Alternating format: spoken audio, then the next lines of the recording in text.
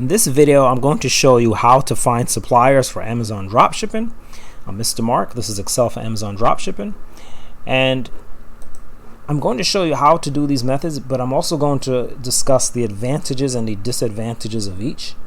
Now, the first method is to use famous suppliers such as Walmart, Overstock, Home Depot. And the great thing about using these suppliers is that you can trust them. If you're just getting started in Amazon dropshipping, I highly suggest you start with these famous suppliers because you can trust them to fill the orders and to ship the orders on time, and that leads to a lot less risk for a new account. However, there are some disadvantages, which is that there's going to be a lot more competition, which means that your ROI will generally be a bit lower. However, again, if you're just starting out especially, that's not really an issue. You can just keep your prices low because at the beginning you just want to build up products and get your feet wet, and so you can take a low ROI in order to keep your account safe. Now, as you go further along, you may want to begin looking at more suppliers, and one place where you can find more suppliers is from a supplier list, and two places where you can go for supplier lists. One is software, such as this software that I teach for Amazon dropshipping, SkuGrid. And SkuGrid is used to keep track of products at different suppliers, keep track of their prices in the stock. Since they work with so many different stores, you can actually just go through their list and you can actually click on suppliers and find suppliers this way. For example, I just click on a random, there was one I looked at before, Entertainment Earth, for instance. I'll just click on that. Right, and here's a supplier. You can then go through the products and see if there's anything on Amazon. Another thing you can do is you can go to cashback sites such as Rake It In, and since they give cashback at so many stores, you can go through all these different stores. I would suggest going to their the categories.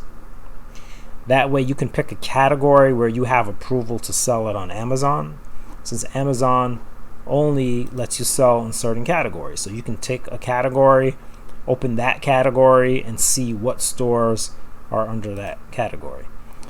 Now, going back here, these suppliers, you should have a lot less competition because their chances are they may not be as famous because you're looking at so many little suppliers on these lists.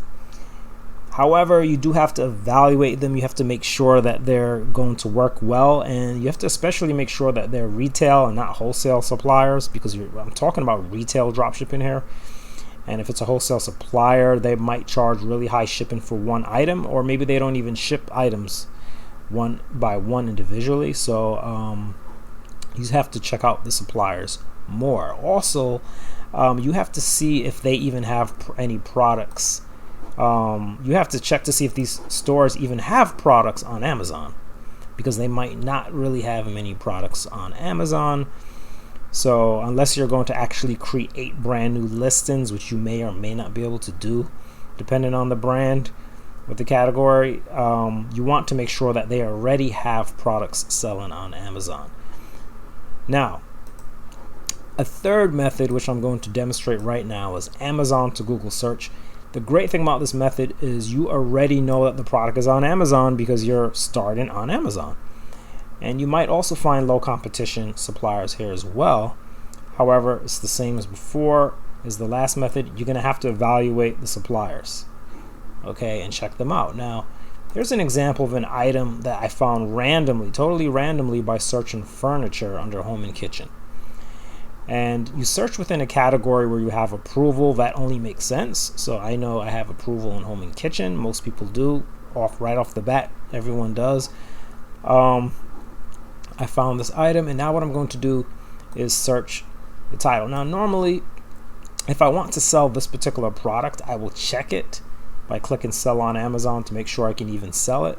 But right now, I'm actually not trying to find the product. I'm really just trying to find a supplier. So I'm just going to go ahead and Google the name of the product, and when I do that, I then will go to shopping, because shopping shows you all of the websites in a nice format. And here goes a website, for instance, totallyfurniture.com, and I'm going to click on that because, as I said, I was looking for a supplier. The product is just a way of getting me to the supplier, right? So if they have one product that's on Amazon, chances are they have other products that are on Amazon as well. Now, when I look at the supplier, okay, there's some different things that I might want to look at, and that brings me to my next slide, which is that there's certain things you need to know about a supplier before you use them. One is what is their shipping policy? Okay, what is their handling time like, their shipping time? Do they provide tracking? Do they allow you to ship to multiple addresses? There's some suppliers that don't, or if you ship to too many addresses, they will email you and they'll cancel your orders.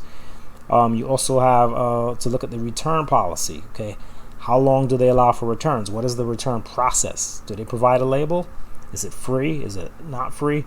Do they show stock on their site? How do they report the stock? Is it dependable, or does it even work with software, right? So this supplier, for instance, I want to see if they work with software. That's one thing I want to see, right? So I might go to SkuGrid, the supplier's Totally Furniture, and I could actually search it right here, Totally, Totally Furniture, and see if anything comes up. Okay, it says the store is not supported, and in fact, if you go to the T section, you won't see it. All right, now I'm going to go back to the supplier. The other thing I talked about, and why don't I just bring this closer, the shipping policy and the return policy. Usually, this information you can find down at the bottom, so you can check their shipping policy here, and you can check their return policy as well. So if I click shipping, it brings me to a page. It tells me what shipping method they use. They use FedEx or UPS.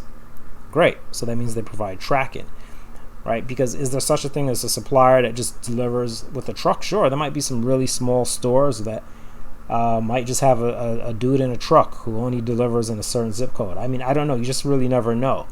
So you have to really check to make sure that you have the right type of shipping from your supplier, right? Also, the return policy, right? So you have returns. You can click on returns, and just about all online stores have this stuff linked at the bottom of the page. So I'm just using this one as an example, but this will work on any website. You should be able to find return policies and shipping policies. So as you can see, you can return, but you have to contact them within 7 days from the date it was delivered. And in fact, items will not be authorized for return after 15 days from the delivery date. So these are very important details. If you were considering using the supplier for dropshipping, these are some important details that you would need to know. Now, you might say, well, that's a short time or whatever, but that does not mean that you can't use them, because many returns do happen pretty quickly. A lot of people do decide to return things quickly, but it could be an issue if someone wants to return something at a much later time than 15 days or something like that. So these are just things you have to consider, and it just depends on how you run your store. Now, one thing that's really important here, as I mentioned here, is the stock reporting, right? And the stock reporting on this site, it says it's in stock, and it says that it usually ships within 2 to 10 business days. This is handling time, very important. So if you were selling this, you would need to put your handling time, you'd want to be at maybe 15 days. So that's very slow, but you're going to have to put 15 days just to be safe. Okay? But look at the availability. This is what I'm concerned about. All items are subject to prior sale. That means they can be sold, okay, sold out. The availability of an item is not guaranteed and is based on a periodic inventory report. In some cases, items run out of stock due to overwhelming demand, in which case we will notify you promptly. So what that means is, from the way I take it and from my experience, it means you could probably still order this item if it were out of stock. You can order it thinking that it's in stock, and then it turns out they're not in stock, which means that they're going to send you an email and cancel your order. And now you have an issue with the order on Amazon. Are you going to cancel that order on Amazon? I mean, unless you have this chair at your home or a warehouse and you can ship it to the customer, that would be the only thing you could do, or you'd have to now see if you can find this item somewhere else, which, if you remember from the results, we see this item is also on Walmart, right? And it only costs a little more on Walmart. So and I do, so I do see that there is a possible backup here, right? And now actually, if I were to this is just an example. I wanted you just to see how you can find a supplier this way, but in reality, if I were really trying to sell this item, and if I thought it was profitable, I would be going more.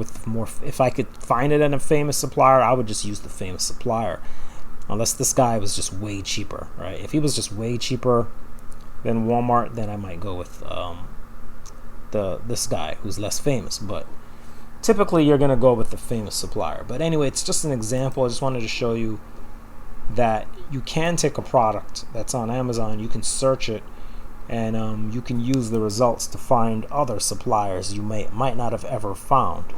But when you find them, you have to check them out, and that's basically the main point of this. So one other thing you really should make sure to do, I think you should do, that I do, is you should create a Google Sheet and use this Google Sheet to store certain pertinent information about suppliers. So as you research suppliers, you can record the name, the URL, of course the link so you can get back to the supplier, the return window, their shipping time, their handling time, any other issues that might come up. As I mentioned before, do they have a multiple address limit? Just anything. Cashback, is cashback provided? Does it work with SkuGrid? That's something I do. I put SkuGrid in my list as one of my columns. And if I'm looking at a supplier, does it work with SkuGrid? Yes. Then I put yes. If it doesn't, then I put no, it does not work with SkuGrid. So I would, for example, in this example, I would put Totally Furniture, right? And then I have the website. I would copy it from here. I don't want the chair, so I just want this part. And I would put it here and paste. Right? And then I would put all that information. I think they said it was 15 or 7 days, right? It was the latest, which is kind of even pushing it, right? Their shipping time seems to be relatively long, so I might put like 15 or something here. And I would put no for SkuGrid because it does not work with SkuGrid, right? So these are important things to make note of, and based on these, you will decide if you want to use the supplier, or maybe you want to test out just one product with the supplier first, or whatever, based on the information that you find. And when you come back to do product research, this will give you some place to start, some different sites you can look at if you're trying to look for some more obscure, less famous suppliers. Okay, so that is pretty much the process in a nutshell. Again, just to summarize, you have these 3 methods. Just go with the famous suppliers that have already been proven, and just try hard to find products from those suppliers. There is software you can use to make that process faster, software that will go onto these famous suppliers and find the matches on Amazon. Yes, of course, the software is not free. I have some videos, a couple videos on this channel demonstrating softwares you can use. I can link those in the description of this video. So you can do that for famous suppliers. Then, of course, again, you have supplier lists. You go through these lists on the Rake It In or any other cashback site. I'll link those below, or through SkuGrid. And not just SkuGrid, if you're using another software with Amazon Dropshipping, they also have a list, all right, of products. Okay, so not just SkuGrid, but there's other softwares you can use to get a list of products. And like I said, the Amazon Google search way, where you just go onto Amazon and you just search randomly, or not even randomly, but in a category that you can sell, and then you check products to see if you can find the product at some other supplier that you haven't heard of. So those are definitely the 3 methods that I have used personally. And again, in a nutshell, you have to go through and you have to evaluate the suppliers. That's the most important thing. And take your time. All right. Take a supplier, try one product with that supplier, right? Don't just say, oh, okay, this looks like an okay supplier, and then just list 20 products and then they all get canceled or something. So, you know, you take your time, you try one, you try two. But again, if you're dealing with famous suppliers, you can pretty much just go ahead and jump right in with these guys, right? You know, Walmart, Overstock, Home Depot, suppliers like that, you can pretty much jump right in and start using them without worrying about them filling orders. So if you have any comments, suggestions, or any further questions on this topic of finding suppliers for Amazon dropshipping, please let me know. This is Mr. Mark, Excel for Amazon Dropshipping. Thanks for watching this video. I wish you much success in Amazon dropshipping, and I look forward to seeing you in another one.